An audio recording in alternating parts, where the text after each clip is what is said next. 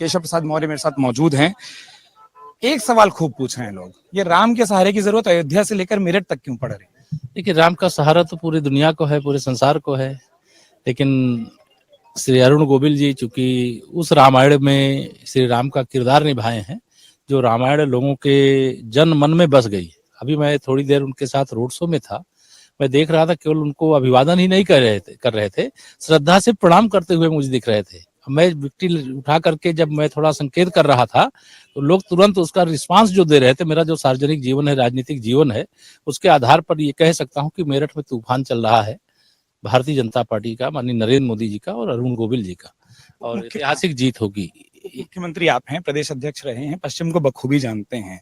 विरोधी बोल रहे हैं बाहर से आए हैं, मुंबई चले गए थे, दूर के हैं, कुछ पढ़ाई लिखाई का इतिहास आप बता पा रहे हैं? अंगूर खट्टे हैं कहावत पढ़ी है, तो विपक्ष यही कहेगा, उनको कहने दीजिए। लेकिन 4 जून को 400 पार, फिर क्या कहेंगे ये जो आज कह रहे हैं।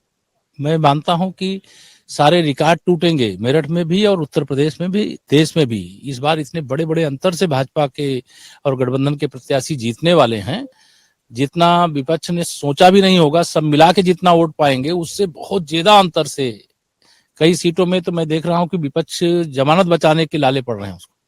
प्रत्याशी भी बदल रहे हैं और विधानसभा में आप खूब देखते होंगे वो प्रत्याशी हो गए हैं। और है कि समाजवादी पार्टी का नाम बदल करके अदला बदला प्रत्याशी पार्टी कर लीजिए, तो वो श्री अखिलेश यादव जी के लिए यही सबसे सूट करेगा, क्योंकि अभी जितने बदल चुके हैं आगे और बदलेंगे। और केवल मेरठ ही नहीं बदले हैं, कई जगह बदल चुके हैं।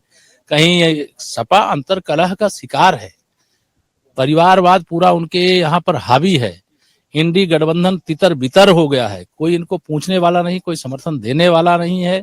इन सबको पता है कि 2024 में 2014 और 2019 से बड़ी विजय माननीय मोदी जी को तीसरी बार प्रधानमंत्री बनाने के लिए देश की जनता दिलाने जा रही है। तो उसका इनके पास कोई जवाब है नहीं, तो अभी से एक स्क्रिप्ट तैयार कर रहे हैं कि हारने के बाद क्या कहेंगे। आखिरी 2 सवाल करूंगा, मुझे मालूम है आपको प्रचार में जाना है। वो ये कि पहला लोग ये कह रहे हैं कि कुछ समीकरण इस बार बिगड़े हैं, आप लोग सारी जातियों को नहीं साथ पाए, पंचायतें हो रही हैं और पश्चिम में खूब हो रही हैं, और आपने पश्चिम कमान संभाली हुई है, कई नामांकनों में आप जा रहे हैं, समीकरण कैसे साधेंगे? 4 जाति हमारे साथ है, एक गरीब है, दूसरा किसान है, तीसरा नौजवान है, चौथा महिलाएं। इसके अलावा जो बचता होगा उनके साथ।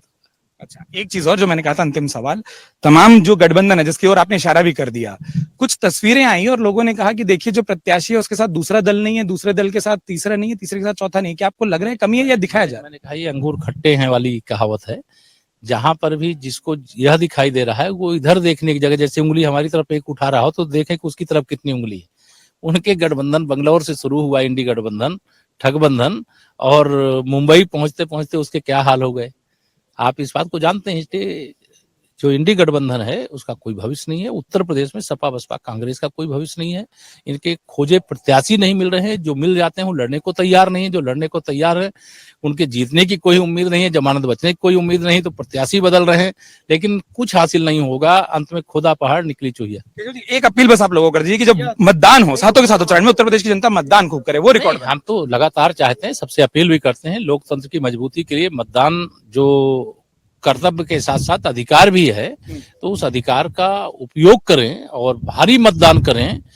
जो कहीं अपने लोकसभा क्षेत्र से बाहर कहीं रह रहे हैं, तो जिस दिन मतदान है उस दिन आकर के मतदान करें, फिर वापस जाएं। लेकिन मतदान होना चाहिए, भरपूर मतदान होना चाहिए।